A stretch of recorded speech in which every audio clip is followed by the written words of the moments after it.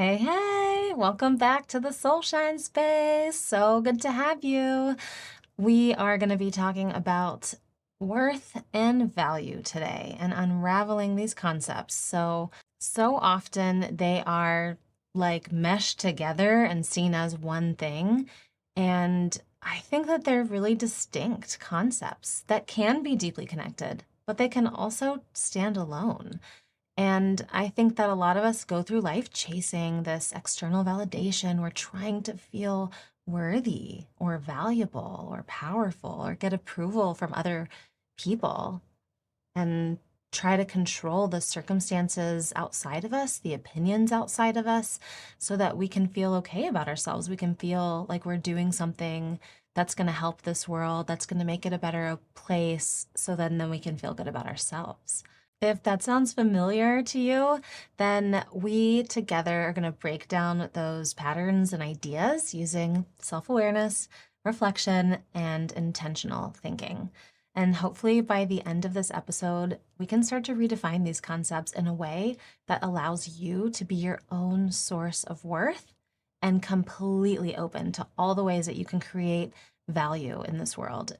So I want to be like real, because this isn't magic and things don't just change by one experience or one conversation. And just because we start building and practicing and living into these self-sourcing habits doesn't mean that we'll never seek external validation again, or that when we don't be seen for the value that we think we're providing, that it won't hurt. We're human, right? We need, like, our needs are always going to be there. And this is going to come up all the time in real life, just like it already does. But what will change, I hope and wish for you and for me to continue, is how we relate to those needs. And instead of relying so much on others' opinions to determine your self-worth, self-value, you'll start to consider that your own opinions are just as important, are just as meaningful. So let's just start with worth, and then from there we'll tackle value. When you look up the definition of worth, it's defined as the value of something based on its qualities or the esteem in which it's held. So how like deserving it is. So when we're talking about self-worth, we're kind of using that same definition and putting it in on ourself as a human being and our experience as a human being. And so then the tricky part is we're using value to determine something's worth. And that's where everything starts to get tangled. So the first thing I want to play with is that, what if your worth isn't something that can be earned, increased, reduced, lost? If you were born 100% worthy just because you exist, that your worth isn't tied to what you've done or what you're doing or what you've achieved or haven't achieved or what others perceive about you, but it's unconditional. And I know that's like really hard to accept, because it's sometimes, it goes against everything we've been taught. And it just seems like really flowery and like, how can my worth as a human be the same as like a murderer's worth of a life? Or how can my worth be the same as like, wow, this incredible legendary icon that has changed the world? I'm nowhere nearly worthy as that person, right? And we start to measure it and we start to compare it. But in this context, we are just simply starting with life. That's it. Living, breathing life. And that the moment you're born into this world, you're 100% worthy. And if that's true, then just living your life, growing up, and becoming whatever you want to become or not becoming whatever you become doesn't somehow take away what you were inherently born with, which is life, which is part of being humanity, part of being this collective evolution and experience.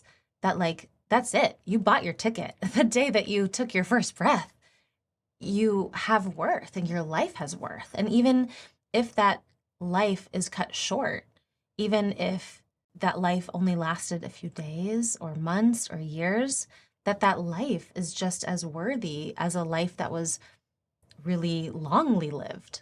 And that worth is again, just by you being a part of this whole collective experience. Like there's nothing else required.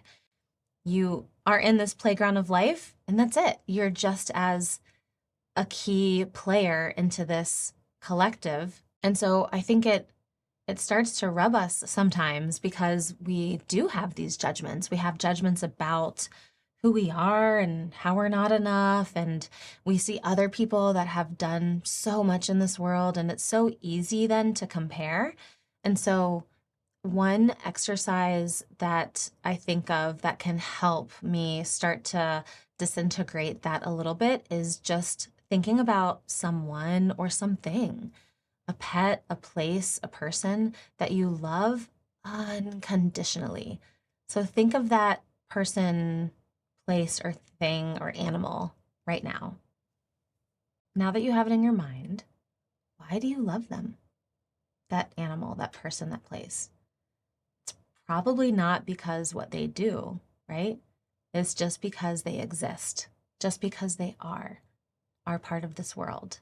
And even when they mess up, when they're mean, when they hurt your feelings, when the season changes, when anything happens, an accident happens, you can see that as separate from them, and it doesn't take away the unconditional love that you have for them because they're two separate things. So if you can identify that as being true for something or someone else, then now we just have to practice that same unconditional love towards ourselves and turn it inward. And I often love doing this, like with people that I'm struggling with. I think of them when they're a baby, when they're just born into this world. They're so innocent, they're so pure. And I think, yeah, their life is just as worthy, and they are just as worthy, their existence, as anyone else. And it helps me kind of disentangle from all of the things that they have done to me or haven't done, or all of the other judgments that I have, and just separate all of that from their beingness, from their life, from their essence, and just remember the common humanity that we have between us that is the equal, even playing ground between all of us. So that's it. That's the first part of this exercise and of defining worth, is to know that your worth is intrinsic and that there's nothing you can do to take it away or to reduce it or to augment it. You just are worthy by being here and by living and breathing. Okay, so if our worth is totally internal, totally unconditional, then you are the only one who needs to believe in your worth for that to be true and to remember that. Because not everybody is going to probably believe that either, right? And they're going to challenge you all the time. And then it's easy to get back into the cycle of competition and doingness and forget about our beingness. So in this definition of worth, you are the eye of the beholder, and that is the one opinion and truth that it belongs to. You are the consumer of that truth. And I start saying that word because it's going to come up in value, which I want to move on to. And I think this is where everything gets conflated, and where we learned to conflate our worth was in the very first definition of the value of something determines its worth. And this is where I want to break down the nuance, because we just defined worth earlier in the dictionary, this human construct, by something having value. And when you look up value, by definition, it's about what something is worth in exchange. Its utility, its importance, and its and its relevance. So now we've just interchanged it again. Once by looking up worth and seeing the word value, and now we're looking up the word value, and in the dictionary you see worth. So they're trying to be used interchangeably, and I really want to propose that they're not. And so we're talking about self here. So all of these concepts we're putting in as self. So when we talk about self-value, if we use that construct, then it's about talking about what can be exchanged for your talents, your strengths, and your contributions.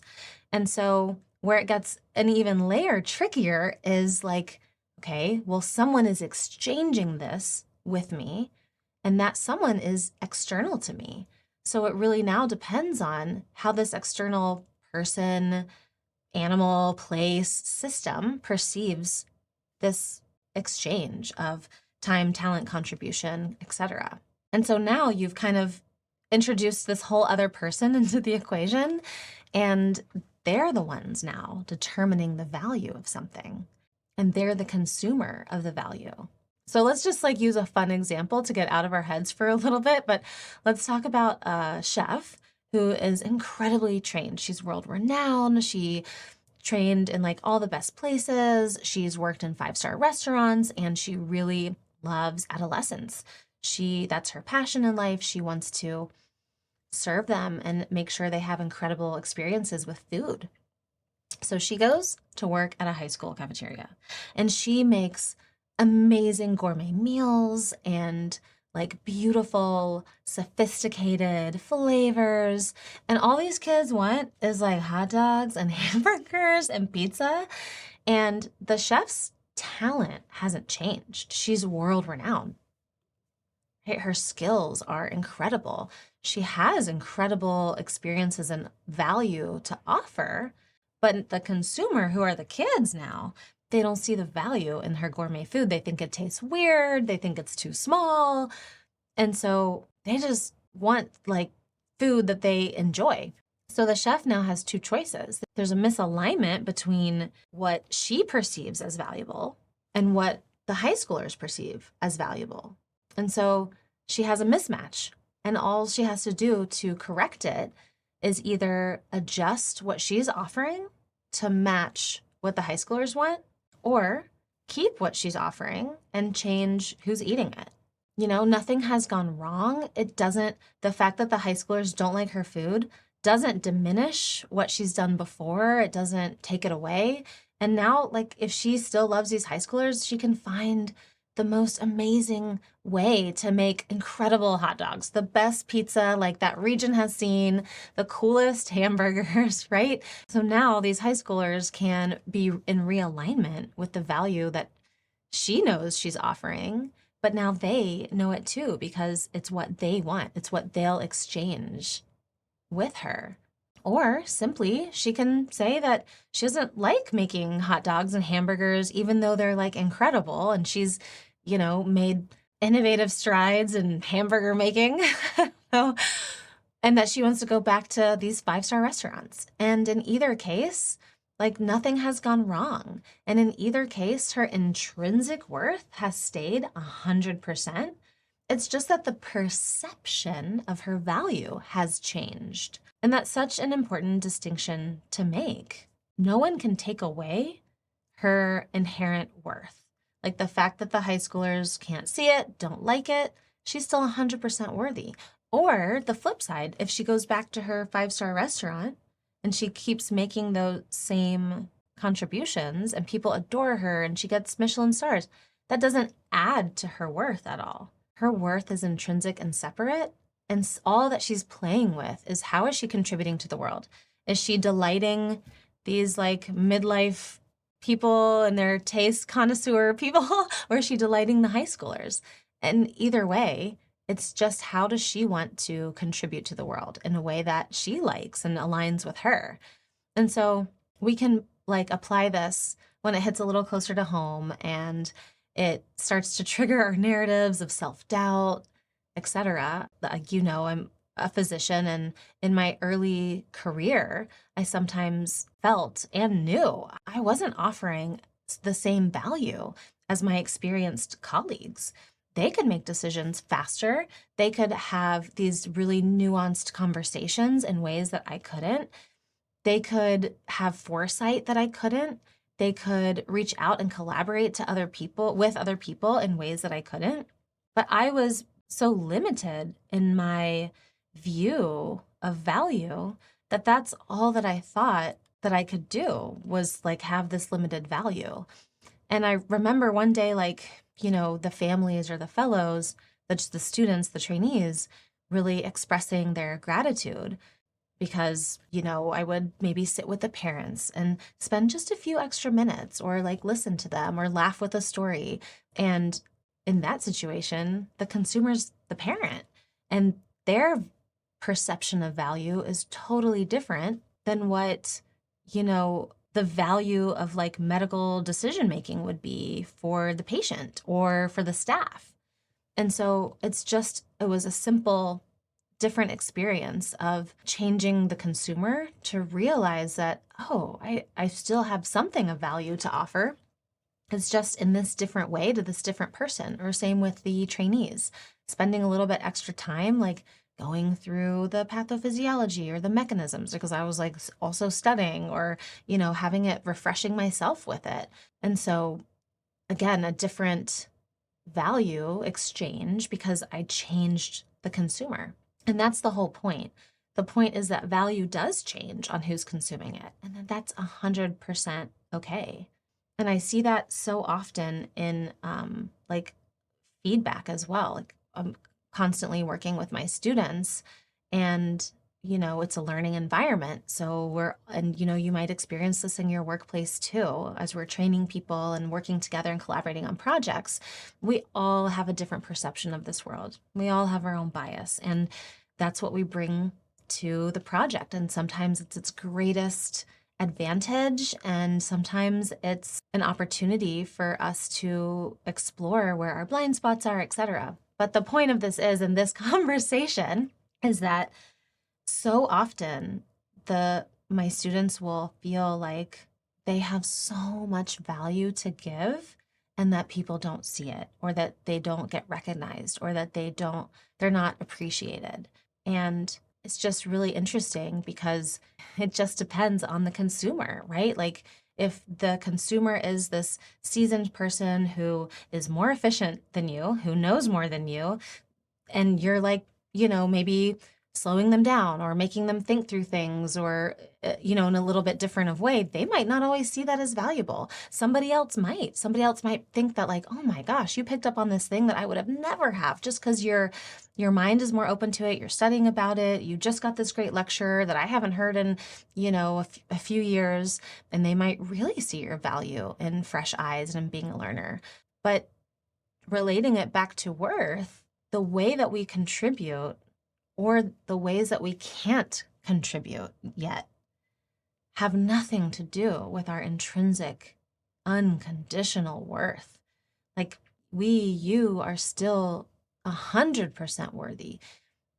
Even when you're not delivering the value and the utility and the talents that you wish you were, and you see them as deficient, or other people don't see them the way that you see them, or you're over delivering, none of that changes your inherent worth that is unconditional and internal. It like, to me, helps separate the two issues that, okay, if my worth is 100% and nothing can add to that and nothing can take it away, then cool, nothing has gone wrong. This person can't see the value that I'm bringing, totally fine. No big deal. This is still my person. I'm still on this project, or I still have to work with this person.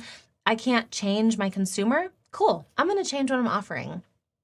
How can I like over deliver? What is it that they're struggling with? What is it that would make their life better?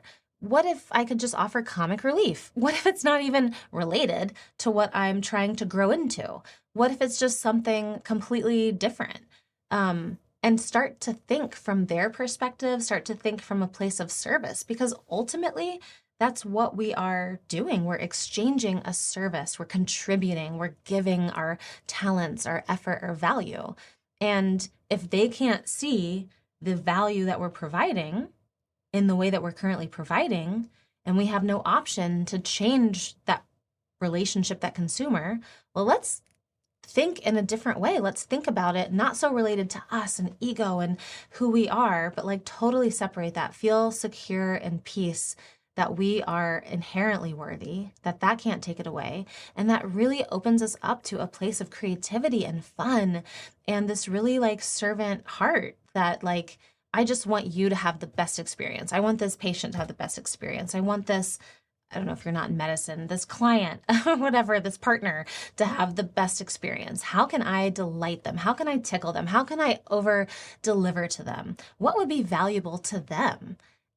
And then we can start to use our vast talents and creativity and strengths that they don't see in just a different, slightly different color, a slightly different tone, a slightly different way, so that it opens their eyes to seeing what we know is already there.